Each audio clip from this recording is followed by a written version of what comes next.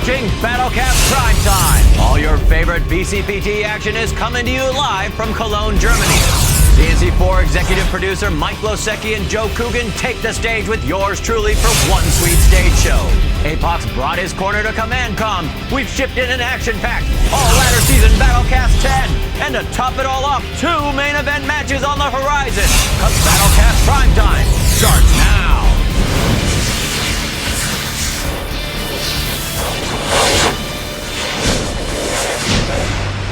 Welcome to BattleCast Primetime. I'm Raj Joshi. It's official. We're live here in Cologne, Germany. That's right, at GamesCOM. C&C4 is hit in a big way. That's right, we're here at the C&C4 theater where we're shown on a 103-inch TV. That's right, straight to the mind in the brain's eye. Doing a live stage show with executive producer Mike Losecki and resident crazy man Joe Coogan himself. That's right, we've been going all around the show today. We've been hitting up fans. They're going nuts. I'm going nuts. Are you going nuts? That's right, you're going nuts. We're going to take you an inside look on C&C4. Come with us. I've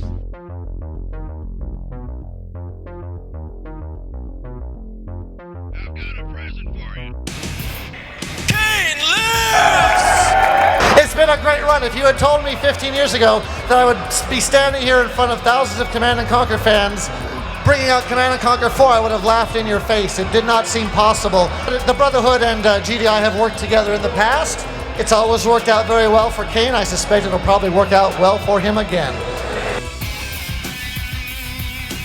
Our senior producer, Mike Losecki. So what we're doing with the story for C&C4 is we're doing the epic conclusion of the Tiberium Saga. The story that we started back in 1995 with this man here, Kane. There's been a lot of mysteries about Kane, about the Brotherhood of Nod, and about Tiberium in general. Those mysteries are going to be answered in Command & Conquer 4, and there's a new mystery. Why is Kane working with GDI? That's a mystery that will be solved in C&C4. We have a new unit called the Crawler, and what the Crawler is a mobile base. Everything that you build comes out of this one unit that can pick up and move about the map. So you can bring your base right up to the front line of the war. So once again, we're looking at 2010 Command & Conquer 4, new way to play. Thank you, Cologne. Thank you very much. Buy this game. Are you jealous yet? You should be. But for those of you who couldn't be here with us today, we put together something very special for you. That's right, we put together some of the most exciting matches from this ladder season. That's right, folks, it's time for the BattleCast 10. In our number 10 match, Dynamic, playing as Gives You Hell, gives Dackle a lesson in timing pushes in Kane's Wrath. Having taken the Central Ridge, Dynamic finds himself immediately on the defensive, losing scores of bikes and rocket troops to an APC swarm. But with that extra field, he's got Tiberium to spare. And his base defenses manage to keep the APCs at bay. But rather than build up more defenses, Dynamic gets, well, dynamic. He sells those turrets and uses the credits to get Scorpions on the map. Thinking he's got a good thing going with those APCs, Dackle attacks again, but finds himself outmatched. Before Dackle can upgrade his force, Dynamic hits him again and again, thinning the APC line while adding to his own numbers. Eventually, he's managed to build an overwhelming force, and it's a quick GG for Dackle. Next, Mutau and Slex fight it out for the third place spot in the Red Alert 3 ladder. And Mutau shows us why he deserves a title. Midway through the match, Slex has Mutau pinned with full control of Snowplow's key central corridor and a lockdown air defense. Tsunami tanks are no good and Mutau can't get birds in the air. What's the answer? Mutau goes back to basics. A swarm of tank busters take cover behind Mutau's packed up MCV, and he uses the crushing power to take out ground forces while the tank busters clear the corridor. It's a high-risk maneuver, but it works. And though it takes a few more minutes, Mutau has managed to turn the tables and force Slex into a GG. Back to Kane's Wrath. Ironhide and Insomnia play a true GDI mirror match on Tournament Arena. And when we say mirror, we aren't kidding.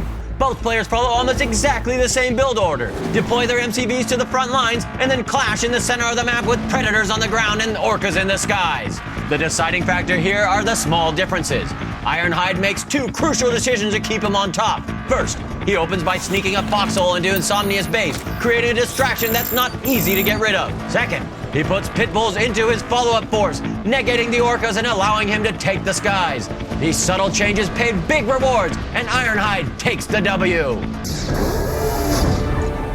In Red Alert 3, number 1 seed Technique takes an aggressive stance against Mutao in Game 3 on Temple Prime.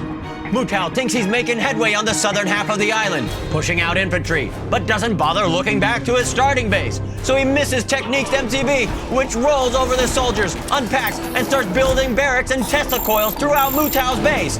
Just like that, Mutao's entire starting base is gone in seconds, and it's cleanup time for Technique. Our number 6 match features Dynamic and Ironhide in a Scrin sub-faction showdown. The deciding factor here? Unit choice. Ironhide goes for an army of shielded tripods, while Dynamic makes a play for early domination with my favorite terrifying unit, the Eradicator Hexapod. But Ironhide pushes at just the right time and manages to take the Hexapod and a good chunk of Dynamic's base before his opponent gets his own tripods on the map. Unexpectedly, this push puts Ironhide in a bad position when he doesn't manage to take out Dynamic's unit-producing structures. The top-ranked player comes back with his defense force of tripods, backed by a Hexapod. Now it's not just me who's scared stupid, and Ironhide makes a quick retreat into the safety of the loading screen.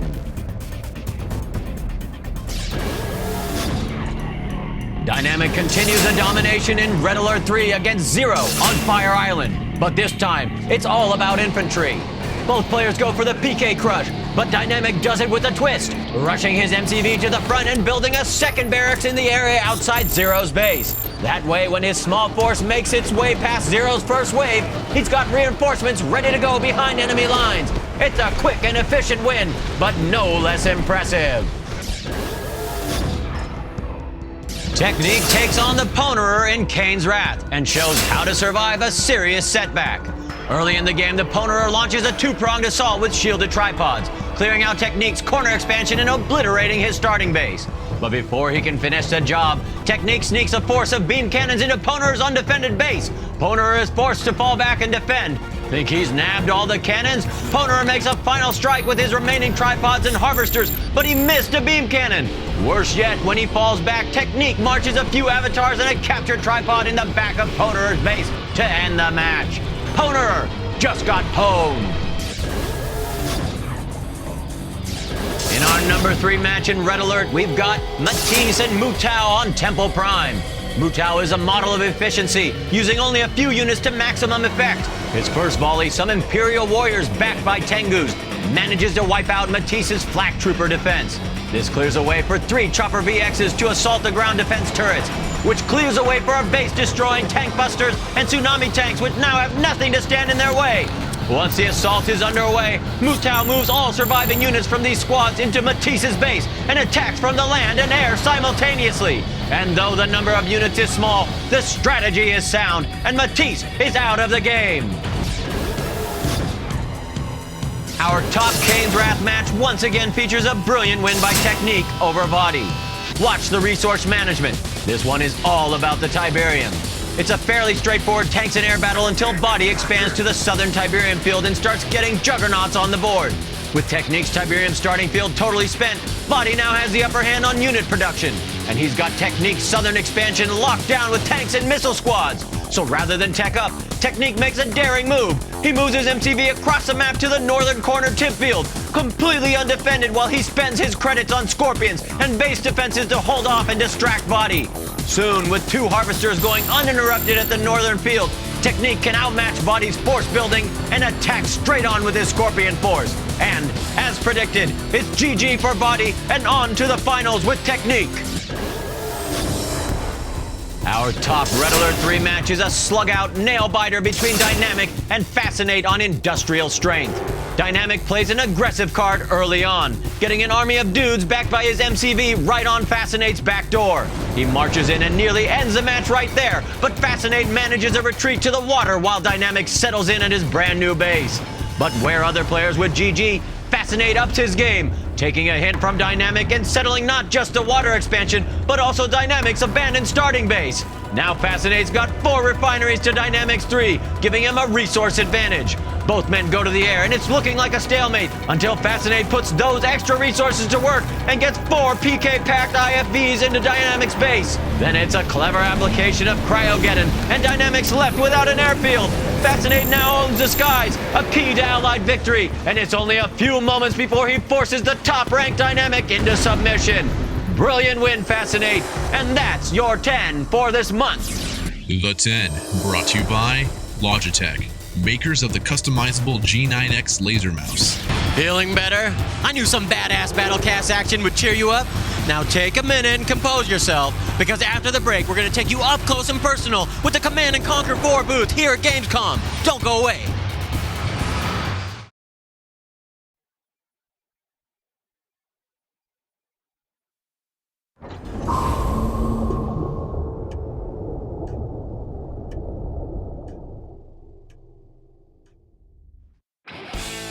If you want to conquer the world, you got to go through me.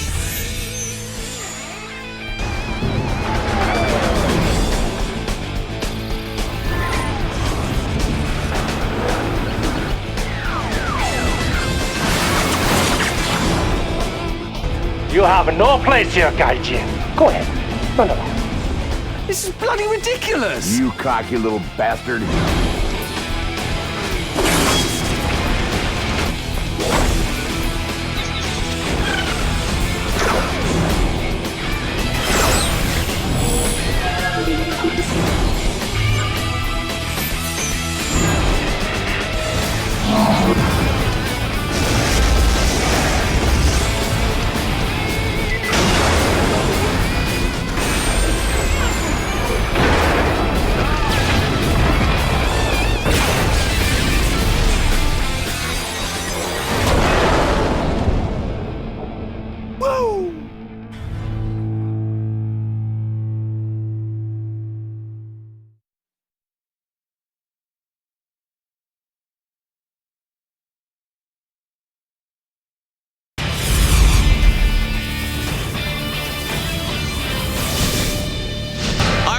Finally let us in this super exclusive behind-the-scenes look at the next installment of the Tiberium Saga. Oh my God, it's Hey!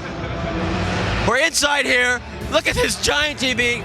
We got this beautiful theater. I think it seats like, what, 30 people in here. This TV's got to be like 600 inches or something like that. I didn't even know they can make TVs this big. Look at that. Jason Bender is 7 feet tall. Gives you a little bit of an idea how big this TV is. All right, so I don't know if they're going to let us film what they're doing in here, but I got to say, I'm going to camp out for as long as I can. And I think there's some free t-shirts to be had. Oh, I already got one. Well, the only thing that we've been missing back at the booth all week is your favorite community manager, Aaron APOC Kaufman. But I know he's close by because we're right here in the heart of CommandCOM. That's right, you have GamesCOM, you got CommandCOM. It's a huge community event that Aaron's put together. We got tons of people from all around the world here. But why don't we let Aaron tell you a little bit more about it himself? APOC? All right, well, thanks, Raj. Well, ladies and gentlemen, we just concluded the most epic C&C community event in the history of Command & Conquer, and certainly one of the largest for EA, CommandCOM. This was a community summit where we invited 100 of our top C&C community leaders from around the world, stretching from North America to Europe to Asia, even down to South Africa. These guys came to Cologne, Germany to experience the first ever hands-on with single player for Command & Conquer 4 and our multiplayer beta. They got to go hands-on for 2 full days. They got a bunch of gameplay experience. They got to interact with the devs. They met lead designer Jason Bender and lead single-player designer Sam Bass. They met our producers Mike Glasecki, Raj Joshi, Jim Vasella. Everybody was there, including the godfather of Command & Conquer, Mr. Lewis Castle, and everyone's favorite messiah, Joe Kane Kukin. It was an absolute epic event. We did a boat cruise up and down the Rhine. We partied hard Saturday night. It was amazing. And if you guys want to check out more of their first-hand impressions, you got to hit up www.ea.com/blogs/CommandCom, where these guys are giving their first-hand impressions of Command & Conquer 4 and more info about C&C 4 than you could ever imagine. It's certainly more than you'll find anywhere else. You can also hit up our official website, commandandconquer.com, to find out links to their official websites, where you can read even more stories, see photos, pictures, everything. I'm sad CommandCon is over, but I'm looking forward to hopefully doing it again next year. So at CommandCOM, if you didn't notice, we also unveiled the official subtitle of Command & Conquer 4. And as you may or may not know, that subtitle is, drumroll please, Tiberian Twilight. Now I'm proud of this name, and I know the community is too. Why? Because you guys chose it. After over 15,000 entries for our Name the Game contest, we landed at Tiberian Twilight. It was easily one of the most popular submitted names, and at the end of the day, we felt the community's popularity of this name, plus the fact that it fits our story very well, fit the game perfectly. So Command & Conquer 4 Tiberian Twilight is your official title. Let me share with you a few of my favorites. First up, we've got Tiberian Wars 2. That's original. Tacitus Domination, Tiberian Boogie Nights, and my personal favorite, you gotta love this one, Apox Pink Pony Wars. I wonder who came up with that one.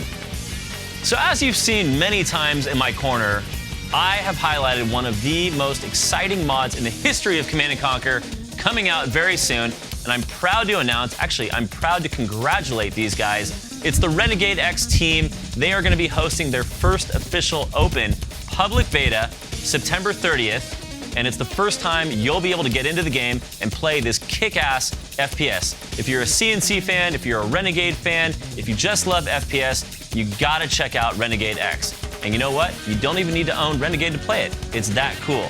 So if you want more info on this open public beta, hit up www.renegade-x.com. And once again, congratulations to the Renegade X team. You guys are kicking some serious ass.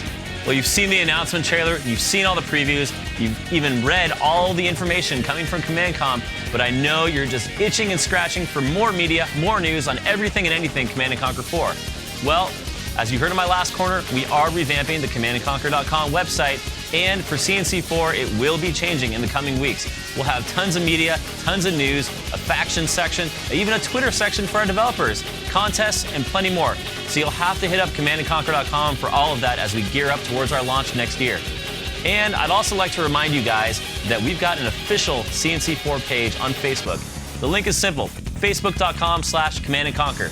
You can also follow me on Twitter, twitter.com/EA_APOC. On both Twitter and Facebook, I'm running weekly giveaways where you can win lots of cool stuff. Free games, signed Kane pictures. You never know what me or my cohort Tupac will be giving away. So join us on Facebook, follow me on Twitter, hit up CommandandConquer.com, even check out our newsletter. And that's all I've got for you today. Back to you, Raj. Thanks, Aaron, for holding down the fort at CommandCOM, CNC's very own community mega event. Totally amazing here.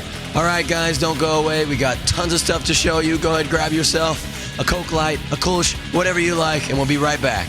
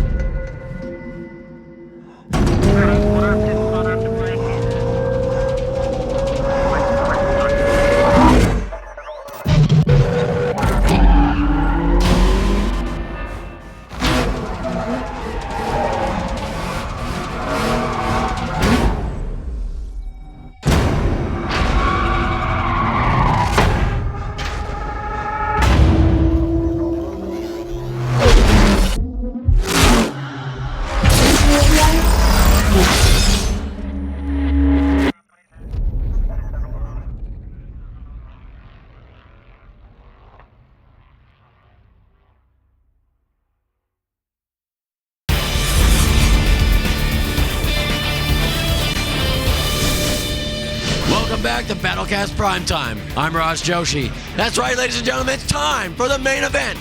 We've taken the best from the RA3 finals, the best from the Cage Wrath finals, and we put them together in some kind of crazy main event sandwich. That's right.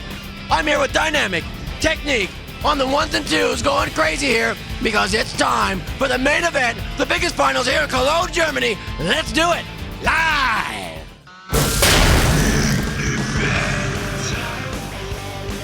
Welcome to the main event.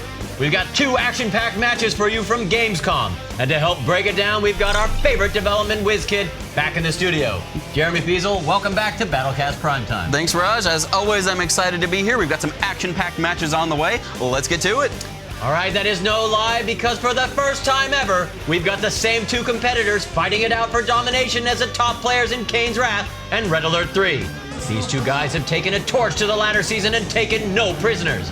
Jeremy, why don't you take us through the journey that has brought Technique and Dynamic to the finals? No problem, Raj. All right. Dynamic, German player, very, very skilled at Red Alert 3, took a break from the game for a time, but returned to absolutely dominate the ladder despite any and all expectations. He's obviously a favorite for the RA3 ladder, but really the underdog in terms of Kane's Wrath. Meanwhile, Technique, hailing from the Netherlands, an allied master in Red Alert 3, a Black Hand master in Kane's Wrath. I mean, this guy's aggressive, he's intense. When we say Technique, dude, that's not just a boast, that's a promise. He's obviously a favorite in Kane's Wrath. There you have it. This match is the third of a best-of-3 final between Dynamic and Technique. Before we jump into the match, let's look back at the action so far.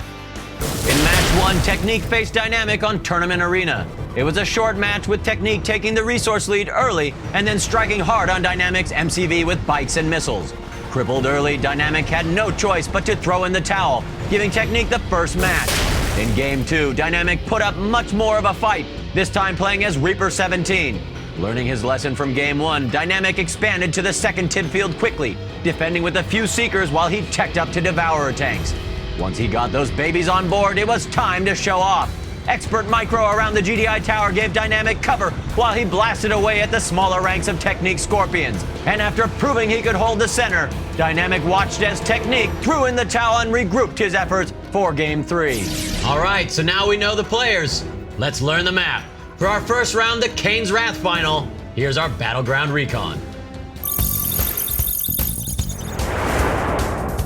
Tournament Dust Bowl is a 1 versus 1 desert map with 2 starting positions in the north and south of the map on either side of a ruined cityscape. This area is rife with areas for garrison and is perfect for scouting. Both players can expand quickly to a natural expansion just a short hop or base crawl away from their main base. 2 Tiberium spikes stand at neutral locations in the center of the map and will be hotly contested during the first minute of the game. Both players have access to a second and more risky expansion field closer to the middle of the map. Scouting is obviously a huge element on this map, as there are no barriers to entry for either of the bases and plenty of room to maneuver. Expect quick and overwhelming action, and if it goes into the late game, tough battles at the forward expansion points. We're but minutes away from the final match, but there's one more order of business. Jeremy, what is your pick of the match? Well, Raj, I'm really going to have to go with Technique on this one. I've seen the guy around the forums. He's obviously been interested in the games for years now. He's really an old hand at playing both Red Alert 3 and Kane's Wrath. And he's one of those guys that often stops on the forums to give guys a really good idea about what they should be doing and help elevate our lower level players. I'm with you on this one, Technique. You can do it. How about you, Raj? Well, it's a really tough decision this time around because both Technique and Dynamic are very, very good, but in different ways. Obviously, Technique seems to have the upper hand in Kane's Wrath, and Dynamic seems like, I assume he's gonna do a sweep of RA3. Really tough here, but you know, I think Dynamic has been doing this for quite some time, and my guess he's also been practicing up on Kane's Wrath. So I'm gonna go with you, Dynamic. Let's hope that your gameplay matches your name. The players are set, and the servers are synced. It's time for the CommandCOM Kane's Wrath final. Gentlemen, let the games begin. The first match of the evening is between Technique and Dynamic on Tournament Dust Bowl. Jeremy, can you give us our starting positions? We've got Dynamic as the yellow-black hand in the north against Technique as the green-black hand in the south. Let's get started. So we see here at the very start of the match, both of the players are sending sort of traditional forces out at their Tiberium spikes. We've got Technique here in the south sending 2 Confessor Cabal squads along with his engineer to capture that spike. And in the north, you see that Dynamic is also choosing, but he's only sent 1 Confessor Cabal down here. He might be trying to use hallucinogenic grenade micro in order to take down, and indeed he does. He tosses that hallucinogenic grenade, but not before his Confessor Cabals were taken down. Those 2 Confessor Cabals from Technique are just going to fight each other, but ultimately this is still going to allow Technique to capture that Tiberium spike, and Technique is ahead on income. We saw that Dynamic has already sold his barracks, and it doesn't look like he's created anything to go and take out that other Tiberium spike. This automatically gives Technique an advantage in this game. He's got that Tiberium spike income, and even though it isn't much, it might be just enough to allow him to build up to that critical mass a little bit earlier, and as long as his opponent hasn't seen it or scouted it, he might be able to use that advantage in order to break his opponent's defenses very, very early. Now, Jeremy, I have a question for you. On a map that's this visually wide open, Is there a specific strategy different than one would play on another map? Because you can almost see everything that's coming at you. Well, you certainly have to, you really have to be scouting on this map. And so what we've seen here already is that Dynamic just wasn't able to get his own Confessor Cabal to the south of the map, and now he's at a significant scouting disadvantage. Technique was able to get in there, he was able to do a bunch of damage to Dynamic's economy, he was able to force his Harvesters out of position. So even though Technique might be a little bit behind on his own economy at this point, because he's got that spike and because he has map scouting control, he knows that he's got nothing to be afraid of. He can toss whatever he wants at Dynamic, and Dynamic just has to respond to it. And that's exactly what he's doing. He's using his bikes to circumnavigate all of the infantry from Dynamic, and he's just going to be picking off Harvesters one by one. Dynamic using the Shredder turret build and sell in order to get a little bit of extra infantry there. Confessor Cabals do a decent amount of damage to bikes, but he just can't cover enough of his Tiberium field to allow him to completely push back that bike group without the bike group constantly getting in there and then picking off one or two individual units. And Dynamic's going to have to do something. He's going to have to make up a really dynamic move at this point in order to get out of this sort of back to the wall position he's in. You know, this is unfortunate because the first game, Dynamic had a pretty quick GG in there, and then now he's coming through. You know, we're at 1-1, and I'd really like to see him kind of have a good showing in this match. What we're seeing right now is that Technique is just taking complete control of the game. So at this point, Technique has sold his MCV, he threw up another War Factory, he threw out as many buggies and bikes as he possibly could. The buggies are in there to help take down infantry, and they can also soak up more damage than the bikes do. And he's just going to make one very hardcore push at Dynamic's base. Dynamic had no scouts on the map. He absolutely has not seen this coming. This is just completely out of nowhere. He could almost just leave those bikes in there, just sniping every single Harvester Dynamic has. It doesn't even matter if Dynamic takes out those forces at this point. He's got nothing to come back from, and that's GG. That's the end of the game. Well, there you have it, folks. Technique is a Kane's Wrath ladder season champion. Amazing work, Technique. So you might be excited about what's going to go on in the RA3 finals? Us too, but before we do that, quick costume change for me. I go down to the floor and speak to both competitors. All right, we just had the Kane's Wrath finals here in Cologne. I'm here with Technique, the winner of those finals. Technique, how does it feel to have won that first matchup? Very nice, and confidence for the next matchup. So were you nervous at all going into these matches? No, I'm so used to Kane's Red. I'm not nervous on that game. So I noticed that you played as Black Hand every single time, is that correct? Yes. So is that your favorite faction? Is that like the faction you feel most confident with? In this patch it is, yes. So did you think that Black Hand was best against Dynamic, or would you have played Black Hand if anybody had been matched up against you? Against everybody. Against everybody, huh? Yes. So we're going into the RA3 matchup. How are you feeling about playing against Dynamic in RA3? So he's had a little more experience in RA3, yeah? Yeah, I think at one point he was without a doubt the best player, but now he didn't play much lately, he says. So maybe a chance for me. We got Zero here. He's commentating the match from GameReplays.org, doing the live stream. So tell us a little bit about the match that we just saw. I mean, in the first game, we saw both players kind of do a little bit of an out-of-the-ordinary build order. We saw Technique sell his MCV extremely early, which meant that he put the pressure right on Dynamic. Dynamic went with an early refinery, which kind of screwed him because that's the perfect counter against what he did. So Dynamic really didn't have a chance in that first game, which is why it was over in 2 minutes. And, I mean, to be honest, that's what it was for that. The second game went into late game, as we saw. Dynamic pretty much just outplayed Technique straight out there. It was an even battle, and Dynamic played it safe as Reaper. He played it right. And then in the third game, we just had it once again, MCV cells, it was on Dust Bowl, and really just, I think Dynamic losing that engineer right in the beginning really probably cost him that game. So now what do you think? These guys are about to face off in RA3, right? Yeah. So first of all, is Technique actually better in Kane's Wrath, or is it just match to match with these two guys? Well, I mean, to be honest, Technique, he's had a lot more experience than Dynamic in Kane's Wrath. In Red Alert 3, it's a bit more even, but Dynamic went inactive for about a month, and so he really didn't have much experience playing Kane's Wrath, especially considering Dackel was in the opposite group to him, which meant that Technique had the opportunity to train with Dackel all through the group stages when Dynamic was left kind of on his own, and really, I'm amazed that he even got to the finals of it. But with Red Alert 3, though, I think that it's going to be a lot closer. I probably think Dynamic has a bit of an upper hand, though he's been here in Cologne, going out to clubs, partying every night the past few nights, whereas Technique only just got in here today, so I really don't know. We're about to find out, I guess. All right, we put some faces and names. Now we're ready for Red Alert 3. Let us take a look at the Red Alert 3 action thus far. Match 1 saw a surprising faction pick from allied friendly Technique, playing now as the Empire of the Rising Sun against Dynamic's allies. Both players rushed infantry with dual barracks, but Technique's Imperial Warriors came out on top and pushed forward to Dynamic's expansion to pester and prod his burgeoning airfield. This kept the Vindicators busy while Technique put together an expert force. Tsunamis to take the base, infantry to clear the ground, and strikers to sweep the skies. Dynamic didn't have anything approaching an appropriate defense, and sadly lost Game 1 to Technique. Now that we're caught up on the action, let's take a look at the Red Alert 3 Finals map on Battleground Recon. Infinity Isle is a small island map with one main combat lane between the player bases in the form of a large central ridge. Each player starts with 2 ore nodes and can choose to expand to any of 3 locations. A safe expansion behind the main base is accessible to water harassment, while a more risky expansion on the central ridge can easily be reached by enemy forces pushing towards the main base. Finally, a 3rd expansion site in the water below the ridge can be reached by bombardment units and amphibious harassment.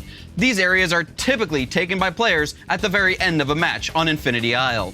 For an extra resource opportunity, 2 oil derricks sit on opposite sides of the central ridge, perfect for early game harassment or destruction as a player force pushes through the central lane. Combat is generally confined to the central ridge until one player breaks through and manages to get units into their opponent's base, making this a good map for turtle-style gameplay and quick, intense battles. In addition, the water ring around the island gives an excellent opportunity for amphibious tactics and harassment. Expect some intense early game action on this claustrophobic battleground. We're minutes away from the Red Alert 3 final. Jeremy, you know the drill. What's your pick of the match? Well, Raj, I hate to sound like a broken record, but I'm gonna have to go with Technique on this one. He swept through those Kane's Wrath finals without a hint of a problem, and we've already seen from him in the first of this series of games that he can handle Dynamic's allied player with his Empire play at a very, very high level of play. I think one of the things that gives Technique a very solid advantage is his knowledge of allied play, and the fact that really, there are no tricks when you play against this guy. He knows what's in your toolbox, and he knows how to counter it. What about you? Well, you know, some devastating losses, obviously, for Dynamic that first round in Kane's Wrath, but RA3 is his time to shine. Really believe that Dynamic's going to pull this one off, noted by many as maybe the #1 player in the world for RA3. So, Dynamic, I'm looking for you to pull this one out. Let's do it, buddy. Okay, boys, it's time for the Red Alert 3 Ladder Season 3 final from Cologne, Germany. Gentlemen, I'll say it again. Let the games begin. Tonight's matchup is between Dynamic and Technique on Infinity Isle. Jeremy, would you be so kind as to once again give us our starting positions? Well, we've got Dynamic on the west side of the map playing as the Red Allies, and Technique hailing on the far east side of the map as the Far East, Empire of the Rising Sun. His color is green. Let's get to it. So in the previous game, we saw some excellent teching technique from Technique. He went up to tier 2. He used those VXs. He used those tsunami tanks in order to take out his opponent's air force and infantry force, the 2 things that are very powerful for allies. I think in order to win this matchup, Dynamic is going to have to make a very solid early push with infantry and air before Technique is able to get up to that massive critical force of tier 2 units that just makes Empire so incredibly powerful. So key strategic differences between the Allies and the Empire? So the Empire of the Rising Sun is a faction that's very much focused around its mid-game and late-game power. You're going to see Technique is going to tech up to tier 2. He's going to get VXs and tsunami tanks. In the meantime, Dynamic has to use his early-game forces. He's got very powerful early-game infantry that can just sweep across the map. He's got a great early-game air force that is awesome for harassment and also for taking out many different units. As long as he takes advantage of those forces and can push forward with his MCV and produce a forward battle position, including multi-gunner turrets, he should have a very solid position specifically on this map because it has this one central sort of choke point lane. So you can already see here that Dynamic is sending forth a decent group of infantry, 5 peacekeepers, and a javelin trooper. You can put that javelin into laser lock mode in order to take out structures very quickly. We've got Technique is sold as MCV at this point. Obviously, he's already hit up to tier 2, and he's just about as far into tech as he wants to get. He's going to use tier 2 in order to push his opponent back out of his base and then regain the upper hand, or at least he's going to attempt to. So I noticed that Technique has built a power plant off in the water. Is this typical for the Empire player? So Empire players, due to the way that their build orders work, generally have this period of time in the early game where, because one of their cores is already unpacking, they're going to have enough power for a while. They don't really need to unpack that power plant for a while, so they can stick it off somewhere where it's not going to be harassed in the early game, specifically by those allied air forces. He really doesn't want to have to go low power at this point. So you can see that the battle has sort of begun here between the Vindicators and the VXs, and this is going to really determine the outcome of the match as each side chips away at the other side's forces, and whoever hits that critical mass fast enough is the one that's going to win the match. And what we've already seen here is that one of Dynamic's Vindicators went down, while at the same time, neither of Technique's original VXs, he had 2 of them that were sitting there, went down to that Vindicator strike. And that's due to just some awesome micromanagement on the part of Technique. As those Vindicator bombs were dropping, he hit the transform button, which caused them to lift off, and all the Vindicators just missed. So it looks like Technique's actually been boning up on Red Alert 3 in order to be a solid matchup for Dynamic. And the funny thing is that I've also, seen him play Allies before, and he's got a really solid view of what the Allied matchup is and where his opponent's strengths and weaknesses lie, and he knows that this is a very, very solid strategy. His opponent is obviously trying to counter this sort of critical mass building up in the center of the map by building his own war factory there, and he can use that to repair his tank units and whatnot, but at the same time, he's just not doing any damage with these Vindicators, and consistently losing that much income is just going to allow Technique to hit his critical mass and roll over Dynamic that much faster. And ladies and gentlemen, that's it. Technique wins the second of this latter Season 3 Red Alert 3 Championship, sweeping the series, beating Dynamic 2-0. Congratulations, Technique, man. You've earned it. What do you think, Raj? It's amazing. Kane's Wrath champion as well. I mean, he is like the uber Command and Conquer champion now. Technique is the guy to beat. If you see him on the streets, a little bit of Nancy Kerrigan may not hurt. All right, so back at this match, obviously RA3 going to Technique. Your play of the match. So I'm really gonna have to give it to Technique on this one. He showed that as Empire, you have to have this relentless assault. You have to beat back that allied early game infantry spam. You have to be ready for the Vindicators and Apollos. You have to get up to tier 2 as quickly as you can. And then really, he pulled out the absolute ballsy move on this one, sold his MCV. He knew he was gonna win it right then and there, and he knew how. Selling an MCV is something obviously close to my heart, as that is pretty much all I'm capable of doing. But I gotta say, just his almost knowing exactly what Dynamic was gonna do during this match, building up everything appropriately to counter him, and just really kind of owning it and keeping Dynamic in a reactive state rather than a proactive one. I did want to give a special shout out to Dynamic, ranking number 2 in both Kane's Wrath and Red Alert 3. No small accomplishment whatsoever. Great play, great sportsman. And there you have it, a very exciting main event indeed. We have Technique as the Uber champion of Command and Conquer, winning Kane's Wrath and Red Alert 3 against Dynamic. Jeremy Fiesel, thank you again for joining us. Of course, Raj, always happy to be here, and congratulations again to Technique. You're the new Sean Teeter. This is the guy to beat. See him on the ladder, play him in Red Alert 3 and Kane's Wrath, and let's see you in Ladder Season 4. That's right, and before we kick off to Ladder Season 4, we're going to talk to Technique himself, the Uber champion. That's right, I'm going down the floor to have a quick word with our champion. Technique, you pulled this one off again, RA3, not necessarily. So you guys go back match to match, usually, when you're playing against Dynamic? No, he always was better than me on Red Alert 3, So, how'd you pull this one off? Was it just that these were your matches this time around? No, I switched side, especially for this tournament. So I think he didn't expect that. I don't think he had a lot of Allied versus Empire training, so. I see. So faction choice actually plays huge into these matches, is that correct? Yes, especially when you're almost even or a little bit worse, it's a good choice to switch factions. Very interesting. You changed it up. Obviously, you pulled it off. Congratulations. Thank you. All right. We had some really good matches here. Unfortunately, Dynamic, I'm very sorry to say, ended up Technique walked away with both of those, but I'd like to say congratulations. Did an excellent job. Yeah, Technique played better those games, and he really deserved to win. I mean, he's a really good player. He deserves to win. No problem. Well, it's amazing. You know, you guys are so competitive with each other, but so friendly with each other. So do you guys know each other outside of here? Yeah. We are good mates. We used to practice together, and he was just better this game, and that's all right. He played perfect. I mean, that was impressive, really. It's tough, isn't it? You're like match to match, basically, right? Yeah. Sometimes I win, sometimes he wins. You know, we are like even. But today he played so good. Yeah. It's so difficult, you know, you're so good at something, but then it just comes down to how it unfolds that day, those matches. Yeah. You can't always win, but second place is still good. I mean, we both reached the finals out of thousands of people, and that's all right, you know. Well, sadly, folks, as you can hear from my voice, we've had a crazy week here. It's been awesome. We've been able to expose tons of people to Command and Conquer 4. Obviously, talking to tons of fans. for BattleCast Primetime as well. CommandCOM is also over, and sadly our time in Cologne will soon be over as well. Thank you so much for joining us. The good news for you is that we are coming back home to churn out more of the latest BCPT action ready for your eyes and ears. But folks, love to hear your feedback. As always, you can come anytime. Send an email to bcpt@ea.com, as well as jumping on the forums. Anything that you want to talk about, Command & Conquer related, commandandconquer.com is always the place. And don't forget, we're also on Twitter for your twitchy fingers, ready to hear all your thoughts moment to moment.